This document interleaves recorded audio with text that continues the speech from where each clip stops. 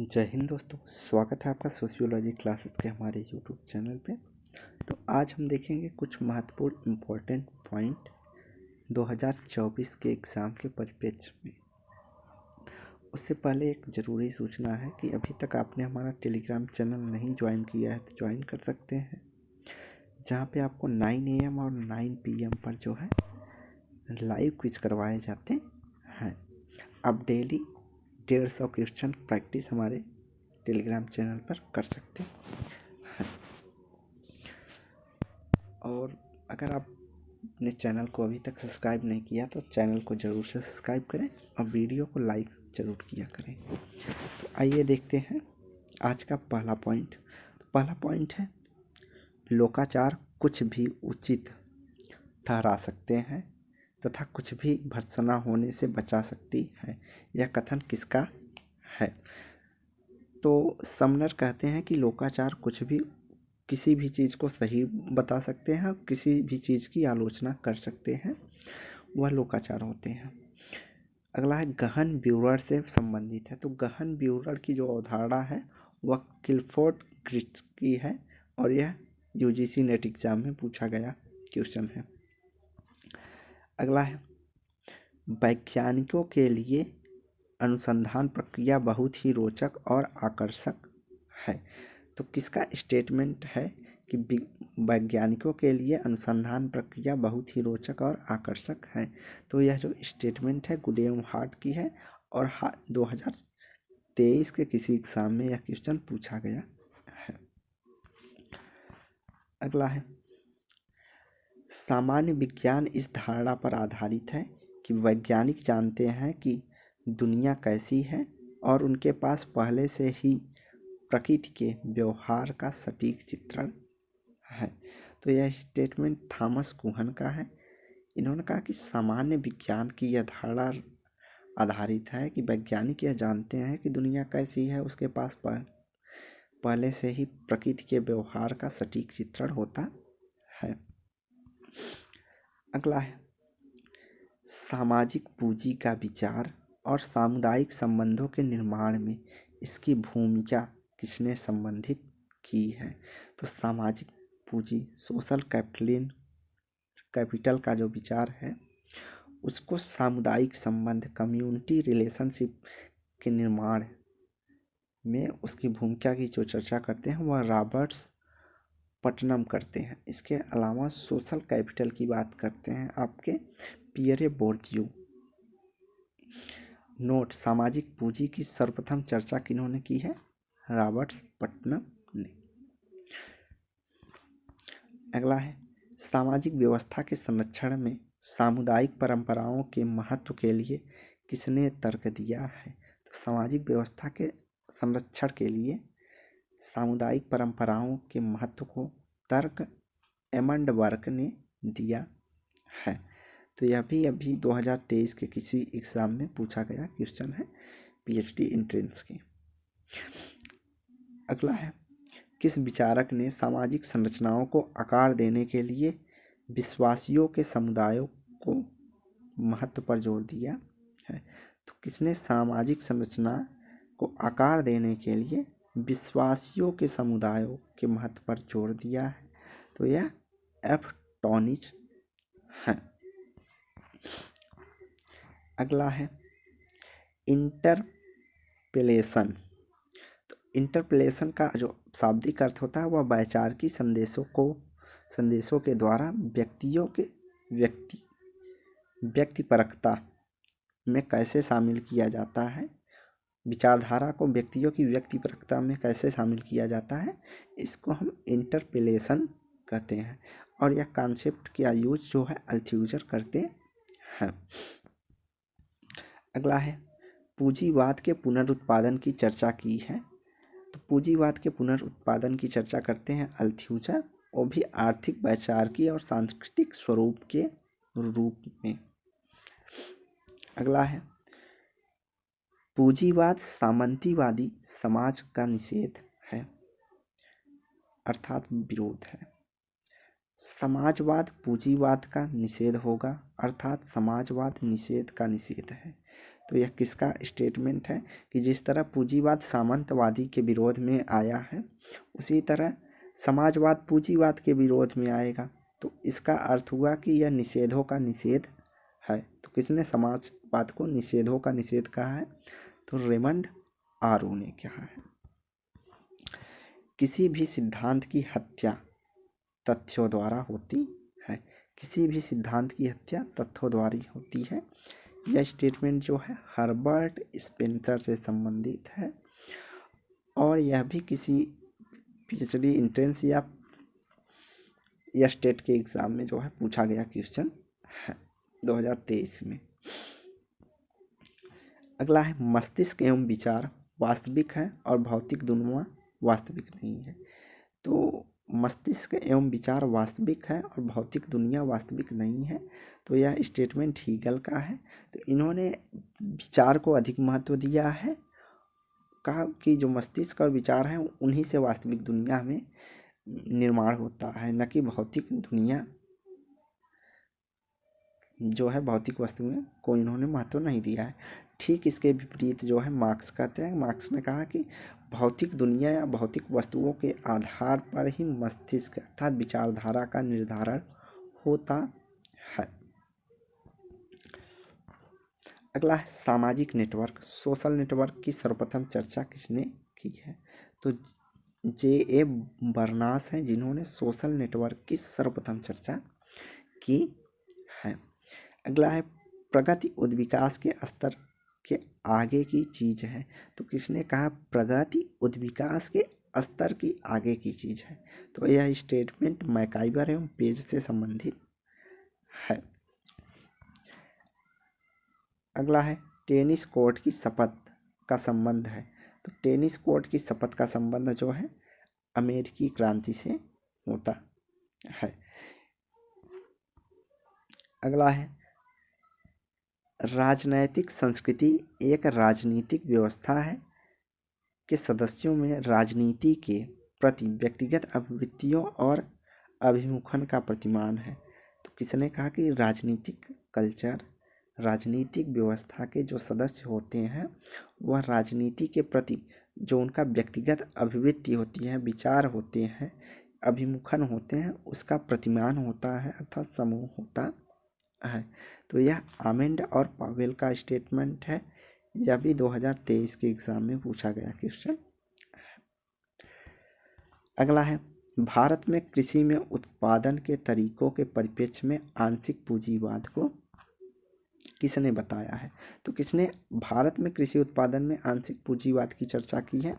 तो वह अशोक रुद्र है।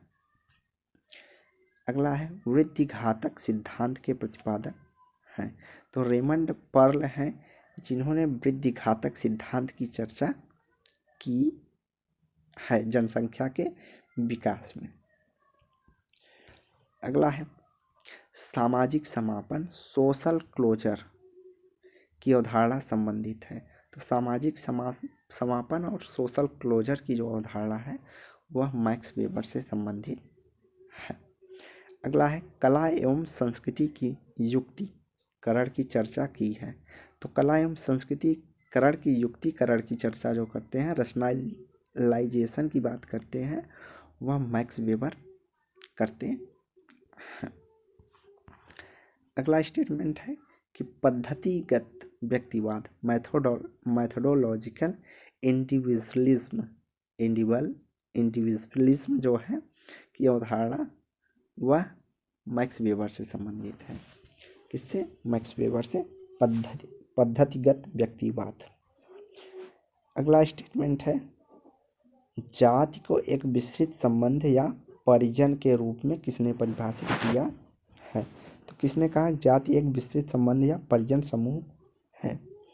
तो यह स्टेटमेंट इरावती कर्वे का है। और इनका एक स्टेटमेंट है कि जाति एक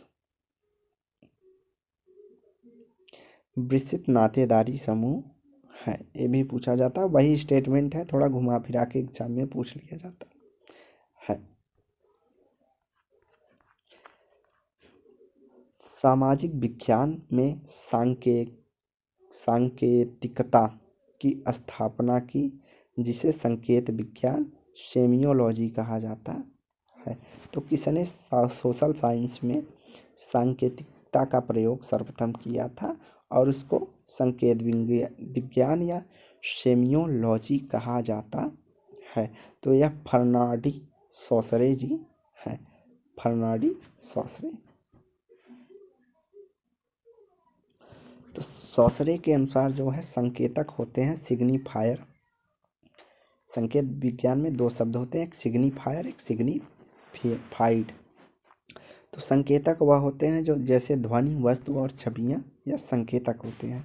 और संकेतिक सिग्निफाइड वह होती हैं जो संकेतक के द्वारा उत्पन्न अवधारणाएं होती है, जो इसके द्वारा संकेतक के द्वारा उत्पन्न अवधारणा या अर्थ को बताती है, वह सिग्निफिकेंट या सिग्निफाइड होती है। अगला है सेम एनालिसिस की अवधारणा संबंधित है। तो सेम एनालिसिस की जो अवधारणा है वह जी क्रिस्टेवा से संबंधित है। अगला है एकीकृत सांकेतिकता सिद्धांत तैयार करने का उचित तरीका यह होगा कि उन साधनों का आकलन किया जाए जिसके द्वारा संकेत चिन्हों के रूप में कार्य कर सकते हैं और जिस तरीके से वे निर्मित और व्याख्या किए जाते हैं वह संकेतन और संचार के बीच के शब्द अंतर करते हैं। और यह तर्क देते हुए है कि जबकि संकेतन और सांकेतिक घटना है, इनका संकेतक एक सांकेतिक घटना है जिसके द्वारा एक संकेत किसी चीज के लिए होता है और संचार मनुष्य के रूप में सूचना के प्रसारण से संबंधित है। तो अम्बर्टो एको का यह स्टेटमेंट है। एक क्या कहते हैं कि एकीकृत सांकेतिकता सिद्धांत इन्होंने बताया है। पहला पॉइंट यहाँ से एकीकृत सांकेतिकता सिद्धांत।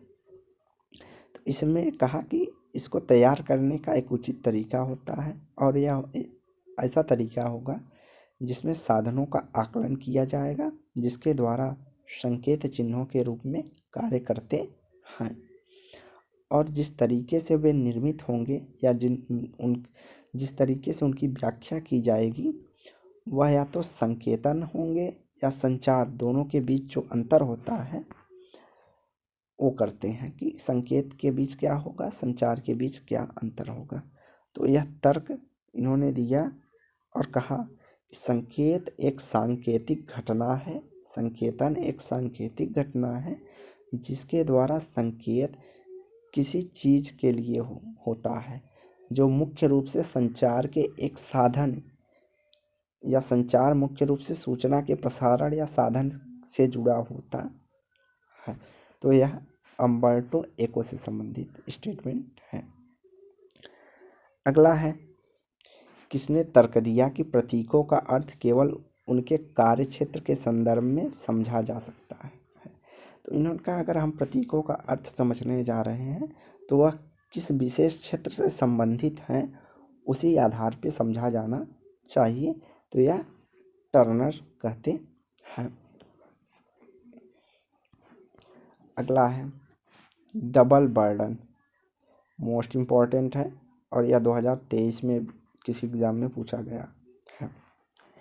शब्द का अर्थ उन व्यक्तियों, आमतौर पर महिलाओं के कार्यभार से होता है जो भुगतान किए गए काम पर काम करती हैं जबकि अवैतनिक देखभाल कार्य के एक महत्वपूर्ण हिस्से की जिम्मेदारी भी लेती हैं। तो यह जो स्टेटमेंट है होली चाइल्ड है।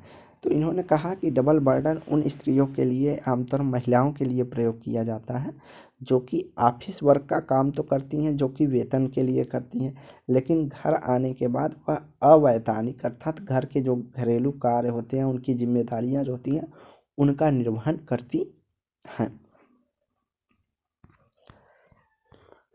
अगला है कि समलैंगिक या स्टेट के सत्य द्वैतवाद के बजाय कामुकता के सातत्य के रूप में अवधारणा देने वाले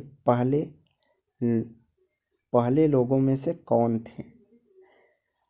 तो समलैंगिक या स्टेट को सख्त द्वैतवाद के बजाय कामुकता को सातत्य के रूप में अवधारणा जिन्होंने दिया वह अल्फ्रेड किन्से हैं। कौन? Alfred Kinsey. प्रबंधकी क्रांति से आशय है। प्रबंधकी क्रांति से क्या आशय है? प्रबंध से है स्वामित्व का अलगाव से होता है। प्रबंध से जब स्वामित्व का अलगाव हो जाता है वह प्रबंधकी क्रांति होता है। तो यह शब्द जो प्रयोग किया है यह जॉन स्कॉट ने किया है। किसने? John Scott. अब प्रबंधकी क्रांति क्या होता है कि आज जो व्यक्ति प्रबंधन में है, जैसे जिनका मालिकाना हक है वह अपना प्रबंधन नहीं देखते हैं, सीईओ रख लेते हैं कि इस कंपनी के सीईओ हैं, कंपनी की सारी देखभाल ये करेंगे, और मालिक कोई और रहता है। जैसे गूगल के सीईओ सुंदर पिचाई जी हैं, वह गूगल के मालिक नहीं हैं, वह प्रबंधकी क्रांति अर्थात प्रबंधकी कार्यभार संभालते हैं। तो यह टर्म जो प्रयोग किया है जॉन स्कॉट ने किया है। अगला है, किस दार्शनिक ने सकारात्मक कार्यवाही के समर्थन में अंतर सिद्धांत का प्रस्ताव रखा है? तो जॉन रॉल्स हैं जिन्होंने अंतर सिद्धांत की चर्चा की है। अगला है, पर्यावरण शिक्षा में लिंग गतिशीलता की जांच के लिए किसे जाना जाता है? तो पर्यावरण शिक्षा में लिंग गतिशीलता की जो चर्चा की है वह रेबेका एल फागले हैं। तो यह मोस्ट इम्पॉर्टेंट है क्योंकि पर्यावरण से संबंधित है, ऊपर से नारीवादी स्टेटमेंट से रिलेट करता है। तो पर्यावरण शिक्षा में लिंग गतिशीलता की बात की है रेबेका एल फागले। इन्होंने कहा कि पर्यावरण में जो नारियों की भूमिका है उसकी चर्चा बहुत कम की जाती है, लेकिन वर्तमान समय में नारियों की बहुत महत्वपूर्ण भूमिका रही है पर्यावरण संरक्षण में। अगला है, समाज संघर्षों से पार किया गया सहयोग है। समाज संघर्षों से पार किया गया सहयोग है, यह मैक्लेवर की पुस्तक है और यह भी 2023 के किसी एग्जाम में पूछा गया है।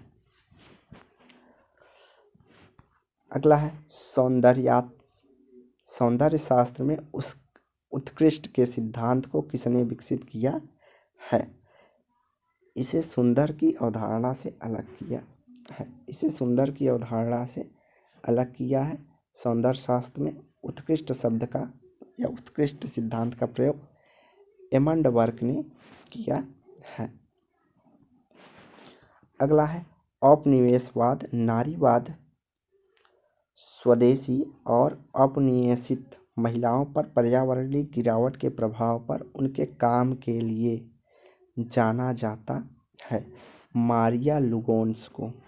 मारिया लुगोन्स हैं जिन्होंने औपनिवेशिक नारीवाद और स्वदेशी उपनिवेशित महिलाओं पर पर्यावरणीय गिरावट के प्रभाव के लिए या उन प्रभाव पर काम किया है। तो यह भी नारीवादी स्टेटमेंट है, मोस्ट इम्पॉर्टेंट है। अगला है, पर्यावरणीय मुद्दों के समाधान के लिए नारीवाद, पारिस्थितिकी, पूंजीवाद विरोधी दृष्टिकोण को स्वीकृति करने के लिए किसे जाना जाता है? एकीकृत करने के लिए किसे जाना जाता है? किसने नारीवाद, पारिस्थितिकी और पूंजीवादी विरोधी तीनों दृष्टिकोण को एक साथ मिलाकर प्रयोग किया है? तो वह एरियल सल्ले है। कौन? एरियल सल्ले। अगला है, किसने कहा कि विचार उसके समय और उनके समर्थनों की सामाजिक स्थिति के उत्पाद है? किसने कहा कि विचार जो होता है समय और उसके समर्थकों अर्थात परिस्थिति की सामाजिक स्थिति के उत्पाद होते हैं। किस जो समर्थक होते हैं, जिसके विचार होते हैं, उस समय सोशल सिचुएशन क्या होती है उस आधार पे होता है। तो यह कार्ल माइनहाइम का स्टेटमेंट है। तो आज की वीडियो हम यहीं समाप्त करते हैं। कृपया वीडियो को लाइक एंड सब्सक्राइब कीजिए चैनल को, और शेयर भी कीजिए। धन्यवाद।